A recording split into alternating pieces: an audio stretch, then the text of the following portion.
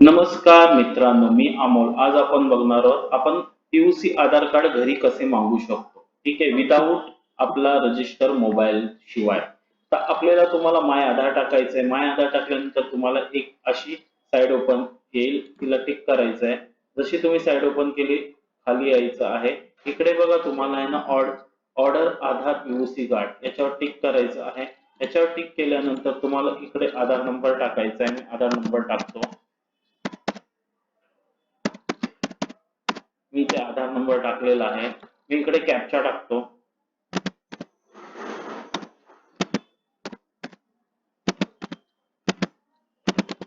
ठीक आहे.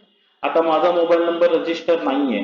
ठीक आहे. आता मला ओटीपी पण नाही ना, तर त्यासाठी काय करायचंय तुम्हाला, my mobile number is not register किंवा बंद झालेला आहे, तर इथे ना टिक करायचंय.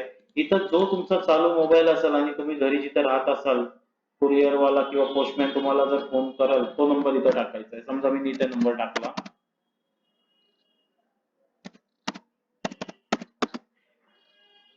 एक सेंड ओटीपी करायचा आहे. जसं सेंड ओटीपी केलं, तुमच्या मोबाईलवर एक ओटीपी येईल, जो तुम्ही आता नंबर टाकलाय, जो रजिस्टर नाही. हा, जर तुम ठीक आहे, मी ओटीपी टाकला, इकडे ओटीपी टाकून देतो मी.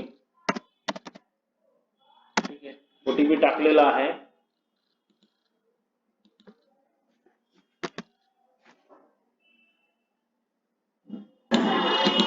ठीक आहे, इकडे टिक करायचं आहे टर्म अँड कंडिशनवर आणि क्लोज करायचं आहे. ठीक आहे, त्याच्यानंतर सबमिटचं ऑप्शन येईल. सबमिटवर टिक करायचं आहे.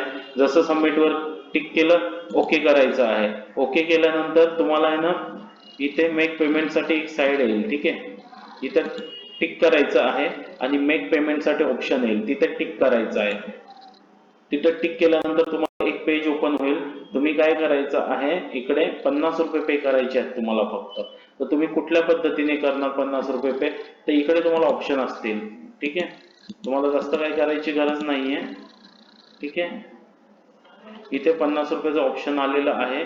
किंवा क्रेडिट कार्ड किंवा डेबिट कार्डने सुद्धा तुम्ही पैसे पे केल्यानंतर ऑटोमॅटिकली तुमच्या घरी 20 दिवस किंवा 15 दिवसाच्या आत आधार कार्ड येऊन जाईल. आणि ते झाल्यानंतर, ठीक आहे, आता माझं झालेलं आहे म्हणून तुम्ही कॅन्सल करून घेतो पहिले. ठीक आहे, कॅन्सल करतो आणि तुम्हाला दाखवतो. मग तुम्हाला पुढे तुम्हाला एक रेफरन्स नंबर आहे. ठीक आहे, इकडे यायचं तुम्हाला.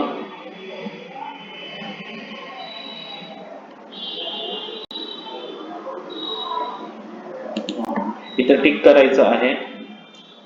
इथं टिक केल्यानंतर बघा, तुमच्याकडे एक रेफरन्स नंबर आहे. तुम्ही इकडे चेक करू शकता. इकडे रेफरन्स नंबर टाकायचा, SRN नंबर, आणि इथं कॅप्चा टाकायचा. तुमची डिटेल इथं तुम्हाला दिसून जाईल.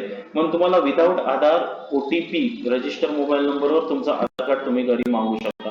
तुम्हाला माझा जर व्हिडिओ कसा वाटला असेल, जर चांगला वाटला असेल तर लाईक आणि